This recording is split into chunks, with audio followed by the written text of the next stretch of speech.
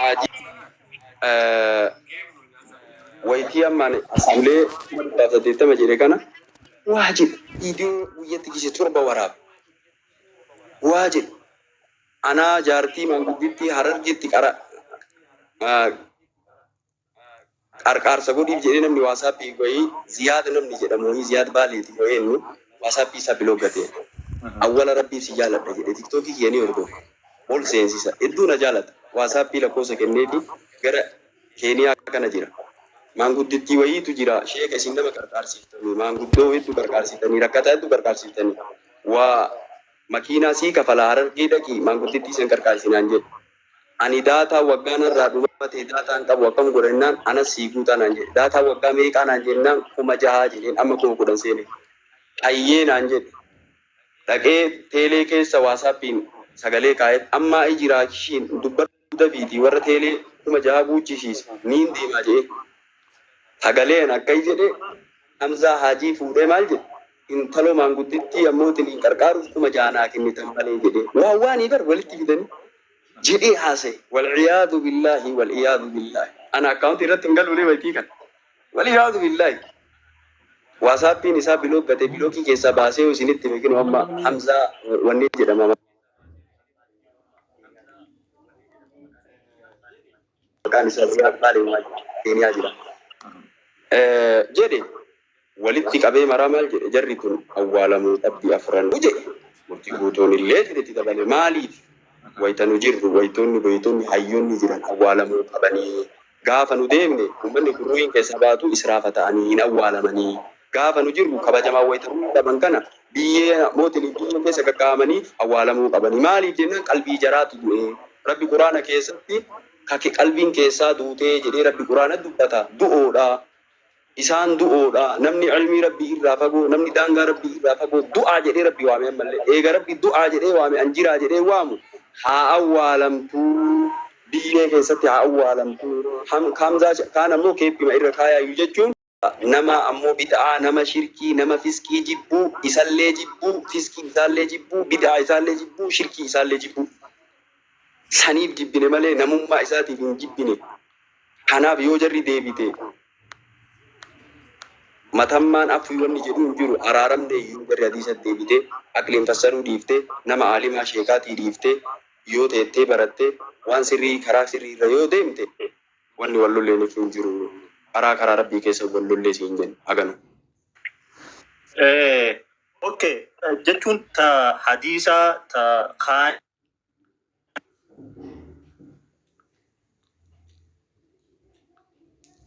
dhagayamaan jiru na bira.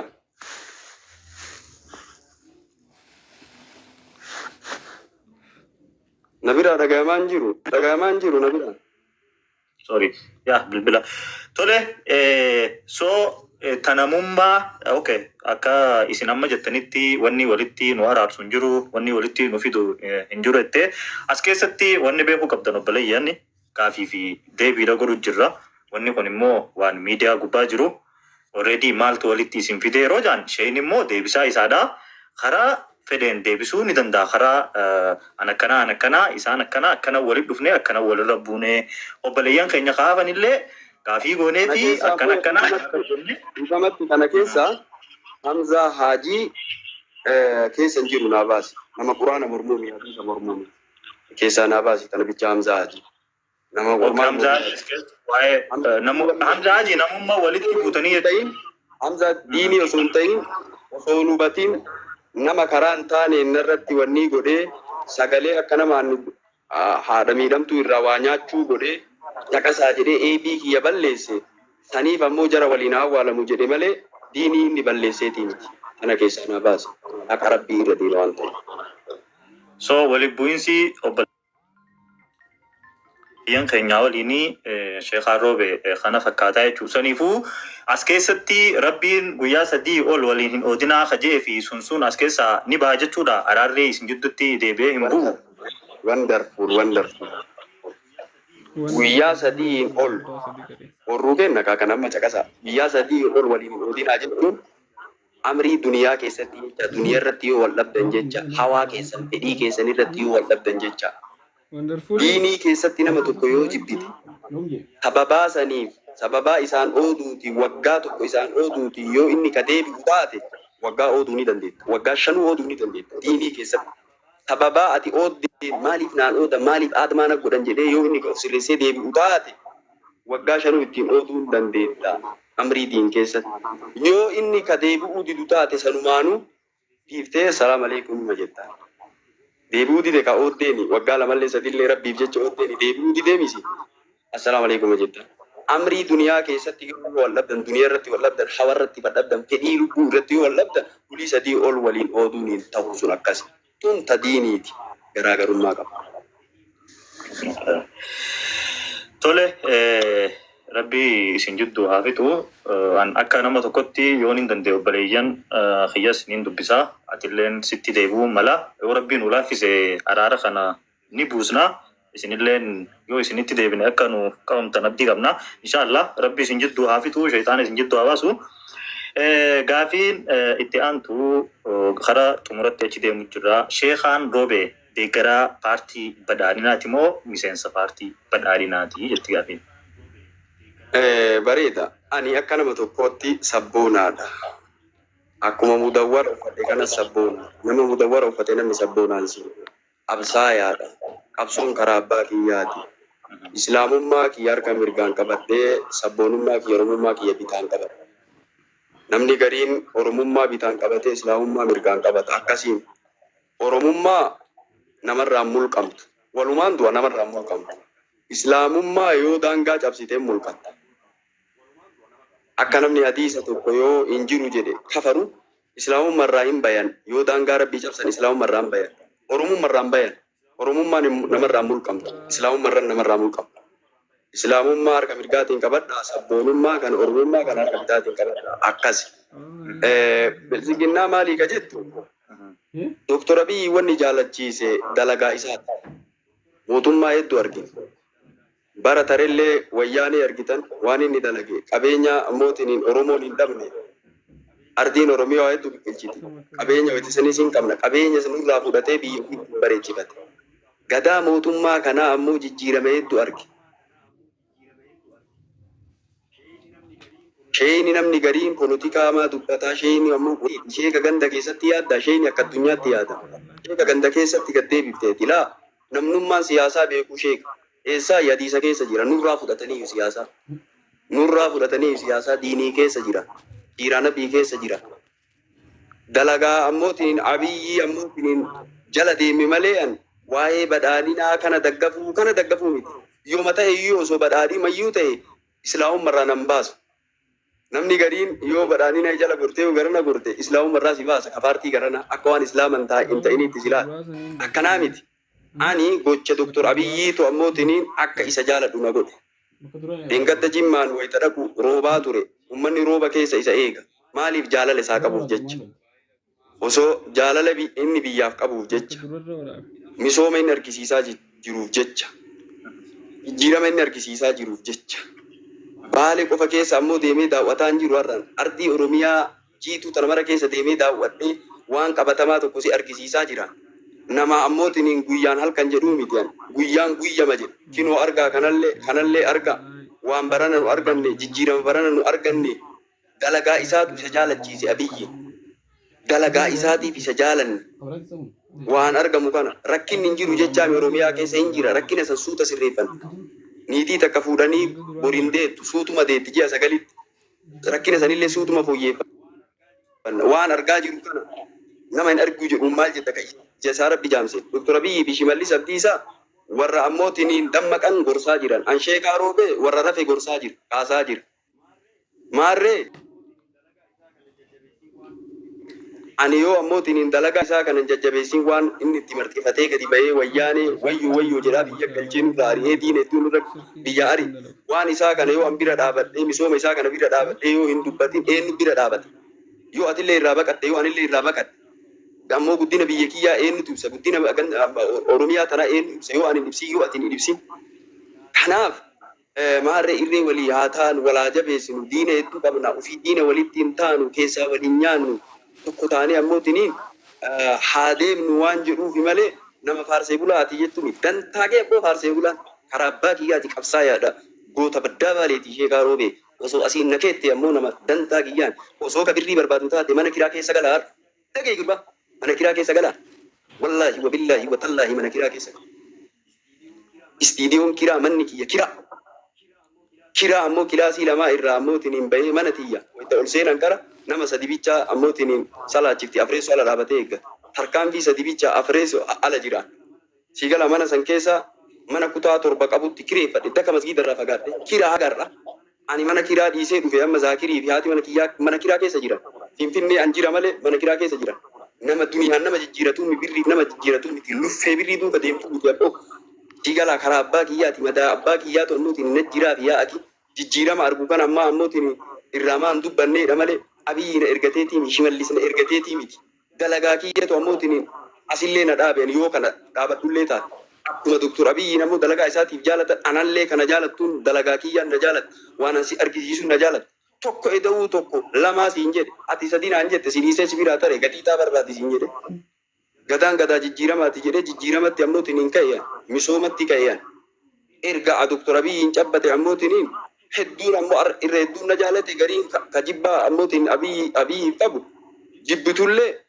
homaa ammoo abiyyi irraallee hin buuftu anarraallee hin buuftu harki harka misoomaati dalagatti bobbe osoo gowwaa taate malee qe'ee keetii fi waan ganda kee keessa jijjiirama jiru kana kaansin mul'isaa jiru kana qabadhu ishee ergati ani ammoo irra deemee aarsaa kafalee humna kiyya ammoo kennee halkanii guyyaa akkuma doktor abiyyi irratiin anillee deemee jala deemee waan inni ammootiin dalagaa sitti argisiisaa jira atillee gahee kee bahi sheerii gati waan an sitti gadhiisu kana riippoostii gati waan an sitti gadhiisu kana bifa walalootiin ammoo irraa dubbadhu bifa barreeffamaatiin irraa dubbadhu mootummaa ammoo wanni bira nu dhaabeetiin jedhe dalagaa isaati nu ergateetii miti nu waan kana dalagaa jedheetii miti haadaa huwa abboo kana dubbiin qabatamaa. Galatoom mee sheekaan roobee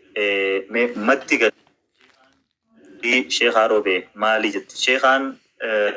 darasaa barsiisa moo hojjetaa daldalaati moo oolmaan sheekaa maddi galii keessanii maalirraa sheekaan namoonni garii sheekaan eefa mootummaa faarsuu eegalees mindaa nyaataa jaanii kanarraa gaabii yoo deebisuu dandeessanii deebistaa yoo bira dabarreettes bira dabarra rakkoon qabu. Maddi galii kiyyaa rabbi irraa yawwa. Waan rabbi garraa bane namni hidhu hin jiru. Waan rabbi garratti hidhe namni banu hin jiru. Maddi galii kiyyaa guddaan rabbi sababaa ta'eeyyan leelii dhaabadhee yaa rabbi na mul'iftee na dho'isinii na dubbachiiftee na callisiisinii ol na fuutee gannan deebisinii gatii natti godhi humna natti godhi yaa rabbii kiyyaa jedhe gaachana natti godhi jedhee yaa rabbii kiyya malli namaa homaayyuu malakeettu caala hasida jalaa na baasi yaa rabbi rizqiillee natti kenni na bal'isii jiruu duniyaa miti akiraallee kadhadhe jannatul firdoosii rasuulatu yoo kadhattan firdoosiin kadhaa jedhe waan gurguddaa kadhadhe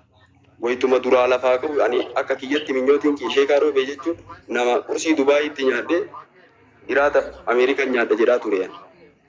Rabbi fidee ammootiin ilaal dalagaa rabbi. Duraan waggaa sadii ana jechuun nama Dubaayitti qursii nyaatee Ameerikaatti ammoo nyaachuu barbaade jedhe. Minyootii gurguddaa tamanyaa ani xayyaaraan deemuu barbaada warruu teennaa isiniin jedhaa ture. Maaliree jecha asirra siin jedhu kana galgala leelii itti ol ka'ee salaata shanan keessa sujuuda keessatti rabbiin gaafata. Rabbitu oofaa jira dalagaa rabbi oofu keessan seeninaa jechuu barbaade akkasumas irraa gabaabsa. Rabbi oofaa jiraan garuu osoo beete narraa dhaabatta. Osoo beete dalagaa ofii oofaa an jiruumi dalagaa rabbi oofaa jira. Waan rabbi oofu keessa seente dalagaa rabbi ittiin seenini asumaanuu sii gorsa. Thank you. Galatoomii egaa daawwattoota keenya warreen hanga ammaa daawwachaa jirtan gaafii fi deebiin sheekaa waliin goone gara xumuratti achi deemnee jirra. Mee osoo hin xumurin dura sheekaan sheekota yookiin ulamaa'ota Oromoo keessaa namoota hayyuu yookiin beeytota yookiin akkaan ilmii qaban jettee dinqisiifattu hanga 5 yoo dandeesses 5 olii maqaa isaanii nu yaamuu ni dandeessaa? Akka shabaabummaa dirra kiyyaatti jirammoo akka nama ammootiin umriin haa olii warra jiran jettamoo warra ilmii lafarratti beekaman jirtammoo warra ilmiidhaan sooshaal miidiyaa irratti beekaman baanta. Hunda sooshaal miidiyaa irra isaa jiraatanii lafa isaa jiraatanii warra dardara isaa ta'anii nama guddaa isaa ta'anii warra ati namni kun ilmii qabaa nama jabaa nama dinqisiifattuu fi akkasumas nama jabaa jettee itti amantu namoota san hin baane. Ani dursa diinii walitti qabnaa diiniin gantummaan qabu. Sheeni ka gandaa qofaa miti ka addunyaati akkasitti beekama. Tokko namni Rabbiif jecha jaaladhu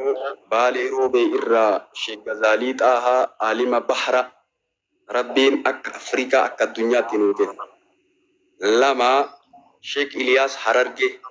huwa nahwiyyun wa sarfiyyun. Abo sagalillee tasne jedha Sheek Iliyaas Harargee Rabbiif jecha si jaaladha jedhee Alfiyyaa ibnu Maalik Nahwii itti qaree Alfiyyaa ibnu Maalik Nahwii qara'anii naa deebisan isaan illee darsoo malsi. Sigala singalo tabbo. وما يلعلم دافع ياتي كلام أنو في الإرام إذا ما وزبا أجي ما يعني بركة جانيو للفيلي توكي دوم بدون إني وما كانوا أزمان وقصدان وما أجي وجيلي أسير للفيلي توكي دوم بدون إني وما كانوا أزمان وقصدان وما أجي وكان جاني برا سكالي إنساني سنتو تسنجي بارا Hasan jedhee nama arrabsee hin beeku. Kadir Shamaan jenne. Jechaan dubbadhu suuraa namaa irratti. Dhimma siyaasaallee haa siyaasamaa haa ta'u akka siyaasaa keessattuu kallattiidhaan nama ebalu maqaa dha'ee ebalu cittoo ebalu maali jenne wallaahi bila biyyooti. Simtuu suuraa irratti maarree nama gadii waan nama san arrabsu fakkaata nama sanitti. Ibaluun arrabsite ibaluun arrabsitaa hidhateetii jedhanii narra waraaba. Ani niyya makanaayyuu qabu wallaahi wabillahi rabbi ajjiina dhabe kakati niyya makanaayyuu qabu. Waan argamu waan irraan badhaayu nama fa'a. Waan argitu kan argitu jedha. Haata suuraa irratti deebisa. Namni hedduun akkanatti wal dhabe namni waan hin jirre ammoo jedhee namni hedduun nama duraan tola irratti oolu irraa inni kana ammoo arrabsaa maqaa isaatiin afaanii baasee dubbadhee amma qaba. Akkamaadha osoo afaanii baasee maqaa nama saniitu qabu taate na seeratti jira. Na gorfatta sila maaliif diiniin si dura jira waan ta'eef ita keetii miti waan ta'eef namni diinii namni koo miti waan ta'eef takkaa nama keessaan na gorsa nama tokko malee argee hin beeku. Nama tokko eenyuu Jarmanii jiru kan Umarul Faaruqi marraa sadii keessaan waan akkanaa yoo argu narraa hubata. Maali ishee garuu sinin jaalladhu maali wanti Umarul Faaruqi jazaa isaa jannata rabbi haa godhu. Keessaan dhufte maala ni kinoo daa'imlee lakkoofsa kiyyallee hin qabaatin achiin maalatti hin barreessin. Aadaa huwa eeggadha anumaafillee osoo hin ta'in namni gariin akkuma jiruun duniyaa jirtu akira jirtu wal giraa godhutaan yookaan dhukkubsana jiruunuu gargar bayan nama isa zollomte ammoo guyyaa qiyaamaa rabbi si dhaaba keellaa bira dabuu hin dandeettu har'uma gaafa inni jiru. Rabbi ammoo Abii Bakriin Quraana keessatti gaafa Aishaadhaan namni waa jedhee Aishaan akkana dalayti jedhee namni manatti qallaba Abii Bakri. Hin qallaba. Dubbii Aishaa kana keessa seenee haasa'e inni illee gurbichi. Abii Bakri abbaadhaa miidhee Aishaadha. Osoo asiin toletti oolu waa'ee Aishaa dubbattaa jedhee waan qallabu san irraa kutu. Rabbi Quraana buusee walaa ya'tali ulul fadl. Namni sadarkaa qabu sinirraa malu namni gatii qabu. Namni akkanaa namni guddaan fuulduratti isin eeyinu nama akkana waan akkanaa isinirraa malu tola duraan itti oola nama tokkos ammas kan ofitti dhiyeessuu dandeettu yoo inni battuullee sitti oole yoo ammoo tiniif haallaa sanii tola itti oole saahiba dhikkee siin ta'a rabbi yoo ati shamaa jettee inni illee shamaa siin jedhee walirratti qaraabu taate hin fagaata ganda dhaqa addunyaa dhaqa. Qilleensa jiru duniyaa irra jirra qilleensa wanni kun sooshaal miidiyaan olii gadi murmuran marqa tokko marqitee jaarsatti kennuuf jaartiin jaarsa tokkicha furii qulqulleessitee harcee qulqulleessitee itti kennuuf keessa arga jaarsatti waan namatti himtu tokko asirratti qilleensa eeggatu kallattii afran laalatti dubbatu waan maqaa ganna qabachiisu moo waan maqaa biyya kiyyaa qabachiisu moo ulamaa biyyaa qabachiisu moo waan ammootiin haadha qabachiisu moo tokko mataa qabachiisu جدا يوم كويسين